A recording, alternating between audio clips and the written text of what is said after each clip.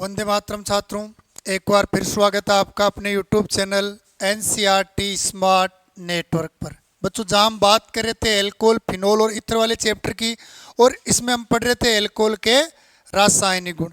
और इससे पहले वाली क्लास में हम पढ़ रहे थे एल्कोहल के रासायनिक गुण में एल्कोहल का निर्जलीकरण और इसकी मैकेनिज्म देखी थी। एक बार वापस देखते हैं। तो देखो, एल्कोहल का निर्जलीकरण करते हैं हम बात करते हैं एल्कोहल के निर्जलीकरण की। तो देखो, जो कल मैंने बताया था, एल्कोहल का निर्जलीकरण दो प्रकार से होता है। एल्कोहल का निर्जलीकरण जो होता है वो दो प्रकार से होता है। एक की मैकेनिज्म कल देखी थी, एक की मैकेनिज्म आज देखेंगे। तो देखो, एल्कोहल जैसे ये ले लेते हैं हम, CH3 CH3, ये यहाँ पर जुड़ा हुआ है OH। अब आपको इसका निर्जलीकरण करना है और आप टेम्परेचर लेते हो 433 से 443 के बीच में कोई सा भी टेम्परेचर, और उपस्थिति में लेते हो आप सांद्र H2SO4। तो यहाँ पर क्या होता है, जैसे आप 433 से 443 केल्विन लेते हो तो यहाँ से देखो ये OH बंध टूटता है, ऊपर नेगेटिव आता है, तो इस पर क्या आ जाता है, पॉजिटिव। अब आपके यहाँ से बीटा हाइड्रोजन चाहे यहाँ से निकाल दो चाहे यहाँ से, तो ये देखो मैं इसको ऐसे लिख देता हूँ, इस पर ये 2H और साथ में एक H को अलग लिख देता हूँ मैं। तो ये देखो, ये बंध जैसे टूटता है तो ऑक्सीजन पर नेगेटिव और इस पर क्या आता है, पॉजिटिव। तो ये H जो होता है वो और ये OH जल के रूप में बाहर चले जाते हैं। तो अपने रह गया क्या, CH2 सिंगल बंध CH और CH3 बाहर चला गया, इस पर रह गया प्लस, इस पर माइनस, और बाहर क्या चला गया, HOH यानी जल। अब देखो यहाँ पर क्या, एक पर पॉजिटिव और एक पर नेगेटिव है, तो ये डबल बॉन्ड बना लेंगे, तो ये पॉजिटिव नेगेटिव चार्ज अपना क्या हो जाएगा, यहाँ से खत्म। तो ये एल्कीन बन गया अपने, क्या बन गया, एल्कीन। तो जब आप एल्कोहल का 433 से 443 केल्विन ताप पर 433 से 443 केल्विन ताप पर सांद्र H2SO4 की उपस्थिति में निर्जलीकरण करवाते हो तो जल का अणु बाहर जाता है और एल्कीन का निर्माण होता है। और इस अभिक्रिया में आपको केवल 1 मोल एल्कोहल लेना है, एल्कोहल का 1 ही मोल लेना है, यह आपको ध्यान रखना है। तो देखो आगे बात करते हैं हम, इसकी क्रियाविधि देख लेते हैं, इसी रिएक्शन की क्रियाविधि। तो देखो, क्रियाविधि के अंदर क्या होता है, क्रियाविधि की बात करें तो क्रियाविधि में स्टेप फर्स्ट और स्टेप फर्स्ट होता है आपके H+ का योग, H+ का योग, या आप कह सकते हो आपके प्रोटोनन। आपको H+ का योग करवाना है या प्रोटोनन। तो देखो, H2SO4 को तोड़ते हम, जैसे ही H2SO4 में से एक H बाहर जाएगा तो H बाहर चला गया, तो शेष क्या रह गया, देखो HSO4 ही रह गया शेष। और देखो H पर प्लस आ रहा है तो शेष आयन पर क्या आएगा, नेगेटिव चार्ज, तो ये HSO4 माइनस। अब आपको H+ का योग करवाना है अपने एल्कोहल पर। तो ये लिया मैंने CH3 CH3 और ये OH, इस पर मैं योग करवाता हूँ H+ का। अब देखो, H+ मतलब इलेक्ट्रॉन से नहीं, और ऑक्सीजन पर लोन पेयर मतलब नाभिक से नहीं, तो ऑक्सीजन अपना इलेक्ट्रॉन युग्म दे देगा हाइड्रोजन को। तो बन गया क्या, CH3 CH3, ये ऊपर H जुड़ा और एक H और जुड़ गया, तो पॉजिटिव चार्ज कहाँ आ गया, ऑक्सीजन पर। यह बन गया आपके प्रोटोनीकृत एल्कोहल, प्रोटोनीकृत एल्कोहल बन गया आपके। क्लियर। तो ये प्रोटोनीकृत एल्कोहल का निर्माण हो गया पहले पद में। देखो आगे, इसका स्क्रीनशॉट ले लो एक बार। स्टेप सेकंड देखते हैं हम। स्टेप सेकंड की बात करें हम, तो स्टेप सेकंड में आपको जल का निष्कासन करना है। और बच्चों, जो अभिक्रियाएं स्टेप वाइज चलती है क्रियाविधि में, उनमें प्रथम पद का उत्पाद दूसरे पद का अभिकारक होता है। मतलब ये जो प्रोटोनीकृत एल्कोहल बना है, ये अपने दूसरे पद का क्या होगा, रिएक्टेंट। तो ये लिख दिया CH3 CH, यहाँ जुड़ा हुआ है CH3, ये O, यहाँ जुड़ा हुआ है H, यहाँ H, और इस पर प्लस का चिन्ह। अब देखो, ऑक्सीजन पर प्लस का चिन्ह, इट मीन्स ऑक्सीजन पर इलेक्ट्रॉन डेंसिटी क्या है, लेस है, इलेक्ट्रॉन घनत्व कम है। तो ये क्या करेगा, इस इलेक्ट्रॉन घनत्व की पूर्ति के लिए इस बंध के इलेक्ट्रॉन को अपनी ओर लेगा। तो ऑक्सीजन पर आंशिक ऋण आवेश, इस पर आंशिक धन आवेश। और पार्शियल आवेश कब तक रहता है, जब तक बंध में केवल अट्रैक्शन लगता है, बंध टूटते ही आवेश पूर्ण में बदल जाता है। तो देखो, CH3, ये CH और ये CH3, अब बंध पूरा टूट गया तो पार्शियल आवेश कंप्लीट चार्ज में बदल गया, और बाहर क्या चला गया आपके HOH। अब देखो इस पर प्लस तो था और माइनस पूरा हो गया, प्लस माइनस उदासीन, मतलब इस पर कोई चार्ज नहीं रहेगा। तो ये बन गया आपके जल का निष्कासन हो गया। और दूसरे पद में बन गया आपके कार्बोकेटाइन। क्या बन गया? कार्बोकेटाइन। स्टेप 3 जो होता है बच्चों आपके, स्टेप 3 होता है आपके वी प्रोटोनन। आपको प्रोटॉन का निष्कासन करना है या H प्लस का निष्कासन करना है। H प्लस का क्या करना है? निष्कासन। कैसे करोगे? तो देखो H प्लस का निष्कासन, CH3, इसको देखो मैं CH3 वाले को ऐसे लिख दूँ, HCH2, CH पर पॉजिटिव चार्ज और ये CH3। अब देखो इस कार्बन पर पॉजिटिव चार्ज मतलब इलेक्ट्रॉन डेंसिटी कम है, ये इस बंध के इलेक्ट्रॉन को अपनी ओर खींचेगा तो इस पर घनत्व घटेगा। तो ये फिर क्या करता है, इस बंध के इलेक्ट्रॉन को अपनी ओर लेगा तो इस पर माइनस, इस पर क्या आएगा? प्लस, वो भी पार्शियल आवेश। तो देखो बंध टूट गया तो CH2 CH CH3। अब देखो इस पर प्लस है और इस पर पूरा माइनस आ गया तो दोनों बंध बना लेंगे। बाहर क्या चला गया? H plus. ये बन गया आपके एल्कीन प्रोपीन बन गया। अब हमने H प्लस कहाँ से लिया था? HSO4 माइनस से, तो उसको वापस दे देते हैं क्योंकि ये तो उत्प्रेरक है, कैटेलाइज है। और कैटेलाइज एक ऐसा पदार्थ होता है जो रिएक्शन में पार्टिसिपेट करता है, रिएक्शन का रेट जो होता है उसको चेंज कर देता है, लेकिन खुद क्या रहता है? अनचेंज रहता है। क्लियर? तो ये आपके हो गई निर्जलीकरण की ऐसी क्रियाविधि जिसमें एल्कीन का निर्माण होता है। क्लियर? एक बार इसका स्क्रीनशॉट लो आप। ठीक है, अब बात कर लेते हैं बच्चों निर्जलीकरण में दूसरी क्रिया की बात। अब ले लेते हैं निर्जलीकरण में एल्कोहल के निर्जलीकरण। एल्कोहल के निर्जलीकरण की क्रिया में ईथर निर्माण की क्रियाविधि। ईथर निर्माण की क्रियाविधि, ईथर का निर्माण क्रियाविधि, ये आपके ईथर की निर्माण विधि में भी है, इसी चैप्टर में है। तो ये क्रियाविधि मैं साथ ही बता रहा हूं और इस चैप्टर में से क्रियाविधि आने के चांस 90% है, ध्यान रखना आप। तो देखो इसकी मैकेनिज्म लिखते हैं, पहले हम अभिक्रिया लिखते हैं।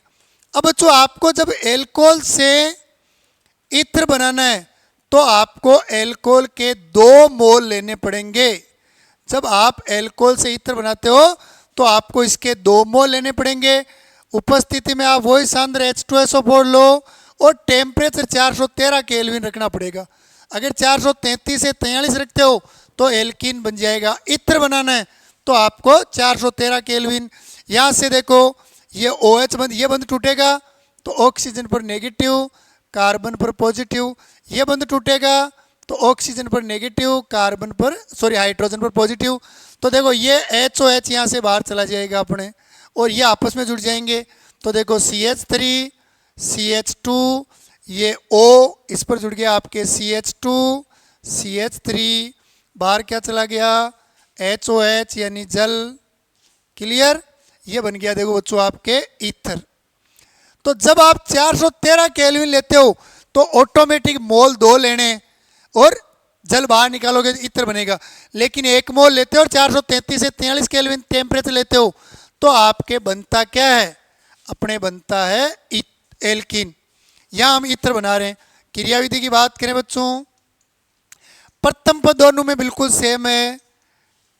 स्टेप फर्स्ट आपके है H प्लस का योग, प्रोटॉन का योग। ठीक है, कैसे करना है? तो देखो वही H2SO4 को तोड़ो, H2SO4 में से बच्चों H बाहर निकालें तो शेष क्या रह गया?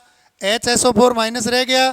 अब चूंकि H पर प्लस आ रहा है तो शेष साइन पर क्या आएगा? माइनस। क्लियर?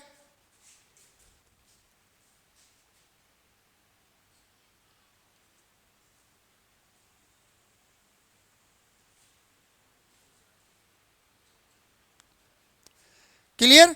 तो ये हो गया। देखो अब इसी में क्या करते हैं हम, ये अपने जो पदार्थ दिए हुए हैं 2 अपने एल्कोहल, उन दोनों एल्कोहल में से एक एल्कोहल ले लो आप।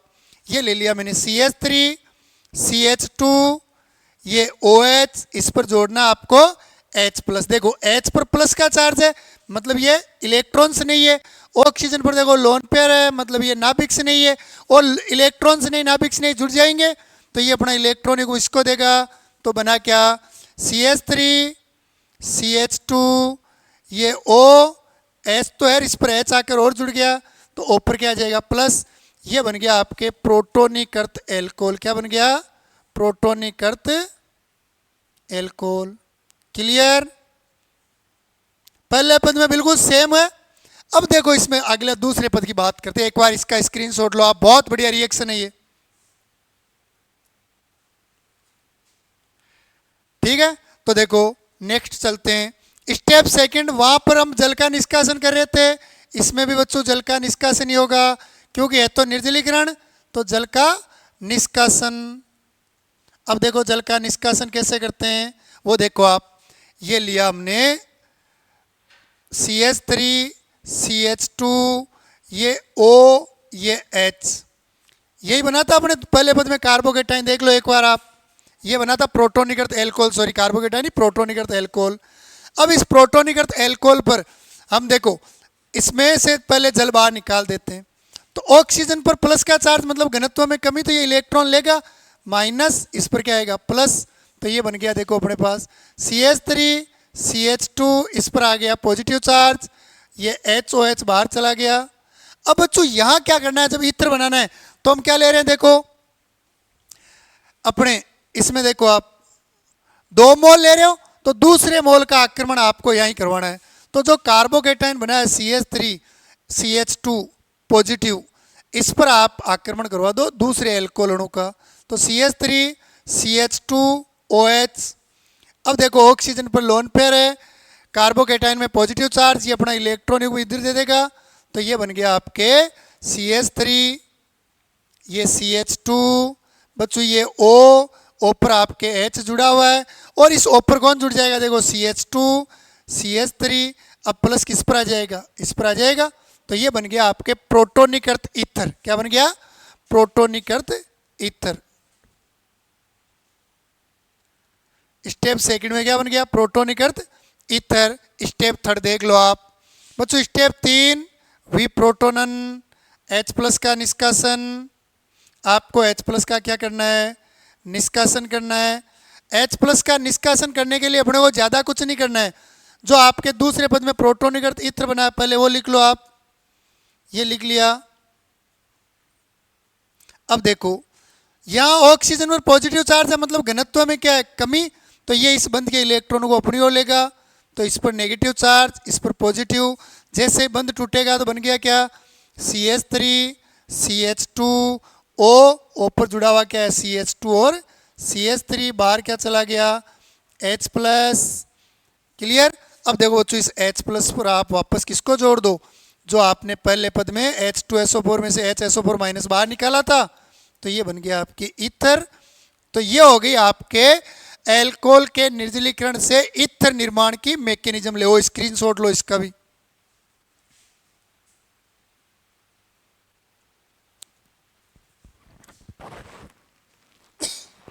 तो ये आपके निर्जलीकरण की दोनों मैकेनिज्म कंप्लीट हो गई। आई थिंक इनमें कोई समस्या नहीं है बच्चों, मैंने कल भी बताया था, वापस बता रहा हूं। एल्किन से एल्कोहल निर्माण की क्रियाविधि में यही 3 पद होते हैं। पहला पद H प्लस का योग, वहां पर भी H प्लस योग, तीसरा पद H प्लस का निष्कासन, यहाँ भी निष्कासन। वहां दूसरे पद में जल का योग करवाते हैं, या दूसरे पद में जल का क्या करते हैं, निष्कासन। तो इन तीनों में आपको कंफ्यूजन नहीं होना चाहिए। क्लियर, आगे बात करते हैं। तो ये हो गई आपके एल्कोहल के निर्जलीकरण की क्रियाविधि। क्लियर, अब इसके बाद आ जाते हैं हम अपने निर्जलीकरण के बाद एल्कोहल का ऑक्सीकरण। एल्कोहल का ऑक्सीकरण अगला रासायनिक गुण है अपने एल्कोहल का ऑक्सीकरण।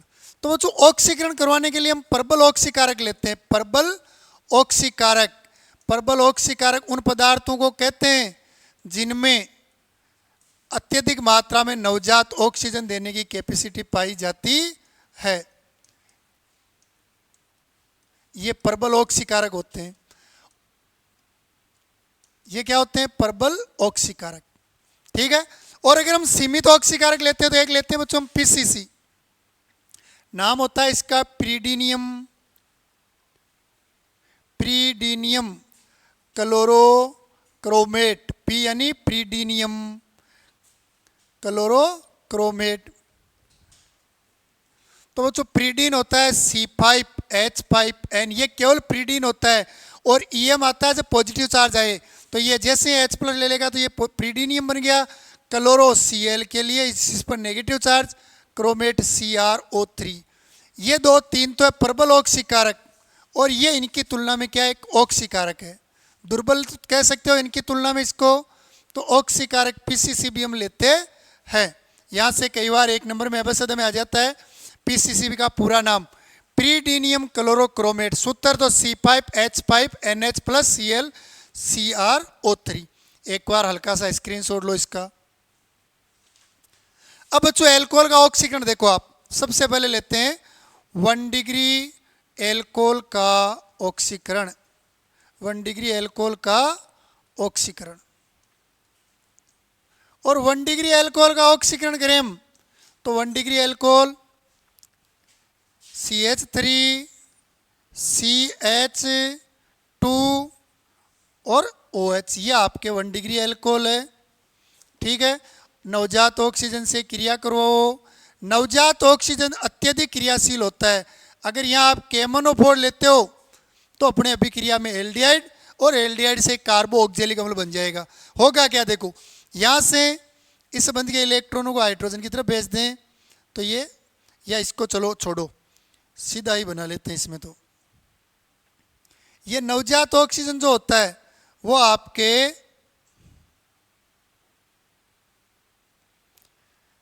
इन दो हाइड्रोजनों के साथ बंध बना लेता है। जैसे ये बंध बनाता है तो एक कार्बन और एक ऑक्सीजन दोनों की एक संयोजकता रिक्त हो गई, तो कार्बन और ऑक्सीजन तो आपस में जुड़ जाते हैं, डबल बॉन्ड बन गया, और बाहर क्या चला गया, H2O।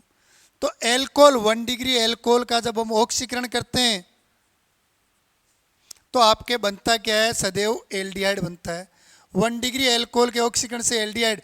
लेकिन देखो यहाँ हम KMnO4 लेते हैं प्रेजेंस में, तो ये एल्डिहाइड आगे आपके नवजात ऑक्सीजन की प्रेजेंस में कार्बो ऑक्जेलिक अम्ल में बदल जाएगा। ये तो है ही अपने पास, यहाँ से H बंध टूट के O के साथ जुड़ जाता है, तो अपने ये कार्बो ऑक्जेलिक अम्ल बन जाता है। अब मान लो आपको तो इस अभिक्रिया को, एक बार पहले स्क्रीनशॉट ले लो इसका, आप 1 मिनट रुको, देखिए अब लो स्क्रीनशॉट। अब मान लो आपको 1 डिग्री एल्कोहल के ऑक्सीकरण में केवल एल्डिहाइड बनाना है, तो क्या करो, तो ये लिया 1 डिग्री एल्कोहल, प्रेजेंस में ले लो आप क्या, PCC, क्रिया किससे करो, नवजात ऑक्सीजन से। तो ये एक हाइड्रोजन, ये हाइड्रोजन इस ऑक्सीजन के साथ बाहर चले जाएंगे, तो CH3 CH double bond O, ये बन गया एल्डिहाइड। तो 1 डिग्री एल्कोहल से एल्डिहाइड निर्माण हो जाता है। Clear, any doubt? अब बात कर लेते हैं बच्चों इसके बाद 2 डिग्री एल्कोहल का, 2 डिग्री एल्कोहल का ऑक्सीकरण। बच्चों 2 डिग्री एल्कोहल का ऑक्सीकरण जो होता है 1 डिग्री की तुलना में इसमें अधिक समय लगता है। 1 डिग्री का बड़ा आसानी से होता है, इसमें थोड़ा समय ज़्यादा लगता है। इसमें प्रबल ऑक्सीकारक लेते हैं, तो देखो CH3 CH, ये OH और ये CH3, नवजात ऑक्सीजन से क्रिया करवाओ, और प्रेजेंस में किसको ले लो, KMnO4 को, प्रबल ऑक्सीकारक को। यहाँ पर देखो होता क्या है, ये दोनों हाइड्रोजन जो होते हैं इस ऑक्सीजन के साथ बाहर चले जाते हैं, तो अपने देखो CH3 रह गया, एक रह गया C, फिर CH3, ये रह गया O। अब ये बंध टूटने से ऑक्सीजन और हाइड्रोजन कार्बन दोनों की एक वैलेंसी रिक्त हुई है, तो ये डबल बंध बना लेंगे, बाहर चला गया जल, तो बन गया क्या, कीटोन। तो 1 डिग्री एल्कोहल के ऑक्सीकरण में तो क्या बन रहा है, एल्डिहाइड, और 2 डिग्री एल्कोहल के ऑक्सीकरण में क्या बन रहा है, कीटोन। आई थिंक इसमें भी कोई समस्या नहीं है, एक बार स्क्रीनशॉट लो।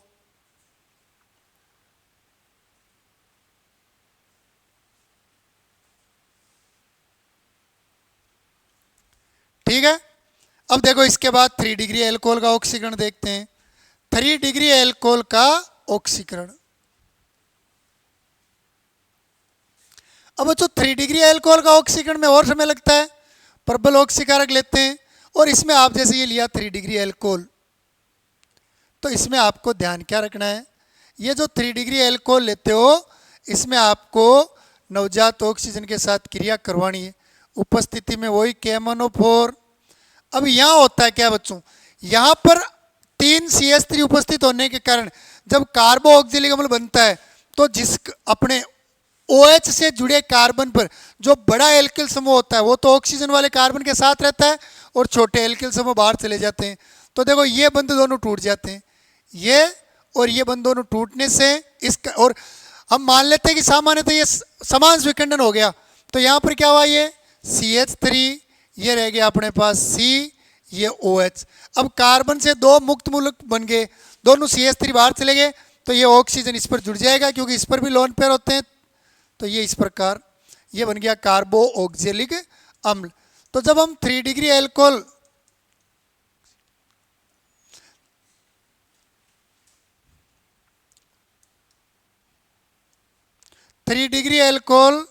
का ऑक्सीकरण करवाते हैं तो आपके कार्बो ऑक्जेलिक अम्ल का निर्माण होता है। लेकिन शर्त क्या होती है, अपने 3 डिग्री एल्कोहल में कुल जितने कार्बन होते हैं उनसे कम कार्बन वाला बनता है। शेष जो CH3 होते हैं ये बन जाते हैं आपके फार्मिक अम्ल बना लेते हैं और साथ में जल का अणु क्या हो जाता है, बाहर चला जाता है। क्लियर। एक बार इस 3 डिग्री एल्कोहल से कार्बो ऑक्जेलिक अम्ल के निर्माण का भी स्क्रीनशॉट लो आप। तो ये हो गया बच्चों आपके एल्कोहल का ऑक्सीकरण। तो एल्कोहल का निर्जलीकरण देख लिया और एल्कोहल का ऑक्सीकरण भी अपने कंप्लीट हो गया। तो ये अपने मोस्टली हमने एल्कोहल के रासायनिक गुण में सारे देख लिए। वे रिएक्शन देख ली जिनमें आप COH बंध तोड़ रहे थे, इसमें हमने HCl यानी HX से क्रिया, PCl3, PCl5 और SOCl2 से क्रिया पड़ी। फिर वे रिएक्शन देखी हमने जिनमें आपके OH बंध टूट रहा था, इसमें हमने अम्लीय गुण देखा, सक्रिय धातु से क्रिया, सारकु से क्रिया, फिर एस्टिकरण अभिक्रिया देख ली। अब हमने वो भी वे रिएक्शन देखी जिनमें COH बंध भी टूटता है और OH बंध भी टूटता है। इसमें हमने देख ली निर्जलीकरण, निर्जलीकरण के अलावा देख लिया क्या, ऑक्सीकरण। अब देखो एक अभिक्रिया और देखते हैं इसमें, निर्जलीकरण और ऑक्सीकरण के अलावा एल्कोहल का विहाइड्रोजनीकरण, एल्कोहल का विहाइड्रोजनीकरण, विहाइड्रोजनीकरण, वी यानी होता है बाहर निकलना और हाइड्रोजनीकरण मतलब हाइड्रोजन। तो हाइड्रोजनीकरण में हाइड्रोजन का योग होता है और विहाइड्रोजनीकरण में बाहर निकलता है। हाइड्रोजनीकरण करवाते कैसे, तो देखो ये लेते हैं 1 डिग्री एल्कोहल CH3 CH, ये OH 1 डिग्री एल्कोहल है। एक लेते हैं 2 degree alcohol CH3 CH OH और ये CH3। अब यहाँ बच्चों विहाइड्रोजनीकरण करवाते हैं कॉपर चूर्ण की उपस्थिति में। कॉपर धातु का चूर्ण ले लेते हैं और टेम्परेचर लेते हैं 573 केल्विन। यानी जब 1 डिग्री और 2 डिग्री एल्कोहल को 573 केल्विन पर गर्म करते हैं तो इनमें से ये H2 बाहर चला जाता है, यहाँ से भी ये H2 क्या होता है, बाहर चला जाता है। तो देखो शेष क्या रह गया अपने पास, सॉरी यहाँ से तो सही है, यहाँ थोड़ा वापस मिटा के लिख रहा हूँ मैं। ये जो H2 बाहर जाता है वो अपने इस प्रकार होता है CH और OH। एल्कोहल के विहाइड्रोजनीकरण और निर्जलीकरण में जो H2 बाहर जाता है उनमें से एक H OH में से होता है और एक H अपने यहाँ से चला जाता है। तो देखो यहाँ क्या रह गया, CH3 CH सिंगल बंध O, दोनों आपस में डबल बंध बना लेंगे, बाहर क्या चला गया H2। यहाँ देखो CH3 C CH3 सिंगल बंध O, यहाँ देखो डबल बंध बन जाएगा। तो ये तो बन गया एल्डिहाइड और ये क्या बन गया आपके कीटोन। और ऑक्सीकरण से भी देखो 1 डिग्री एल्कोहल के ऑक्सीकरण से एल्डिहाइड बन रहा था और 2 डिग्री से कीटोन, और 1 डिग्री एल्कोहल के विहाइड्रोजनीकरण से आपके एल्डिहाइड बन रहा है, 2 डिग्री से कीटोन। अंतर क्या रहा है, ऑक्सीकरण में नवजात ऑक्सीजन का योग करवा रहे थे और उपस्थिति में केमोनोफोर ले रहे थे, या नवजात ऑक्सीजन का योग नहीं करवा रहे, कॉपर और 573 पर गर्म करे तो H2 बाहर जा रही है। एक बार इसका स्क्रीनशॉट लो देखिए।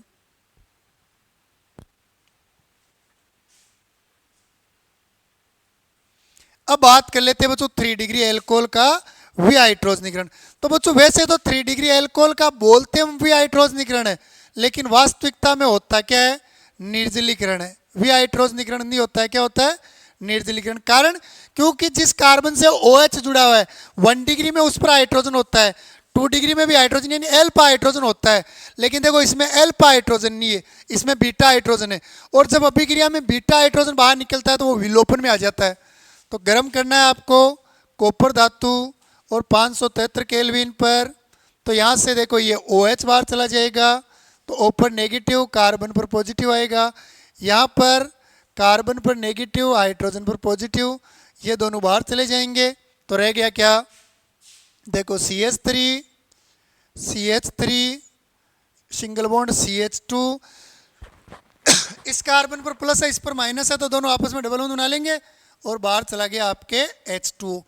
तो जब एल्कोहल का विहाइड्रोजनीकरण करते हैं तो 1 डिग्री एल्कोहल से एल्डिहाइड, 2 डिग्री एल्कोहल से कीटोन बनता है, जबकि 3 डिग्री एल्कोहल के विहाइड्रोजनीकरण से भी आपके क्या बनता है, एल्कीन बनता है। यानी यहाँ विहाइड्रोजनीकरण की क्रिया में एल्कीन का निर्माण होता है और निर्जलीकरण हो जाता है। इसका क्या हो जाता है, निर्जलीकरण। ये अपने एल्कोहल के रासायनिक गुण क्या हो गए, कंप्लीट स्क्रीनशॉट लो इसका। आई थिंक यहां तक किसी को कोई समस्या नहीं है बच्चों। एल्कोहल के रासायनिक गुण कंप्लीट, मतलब एल्कोहल का वर्गीकरण, उसके बाद उसके साधारण नामकरण, IUPAC नामकरण, निर्माण विधियां, भौतिक गुण, और आज हमने कंप्लीट कर लिए रासायनिक गुण। नेक्स्ट क्लास में पढ़ेंगे हम फिनोल की निर्माण विधियां और देन फिनोल के रासायनिक गुण। जय हिंद, वंदे मातरम।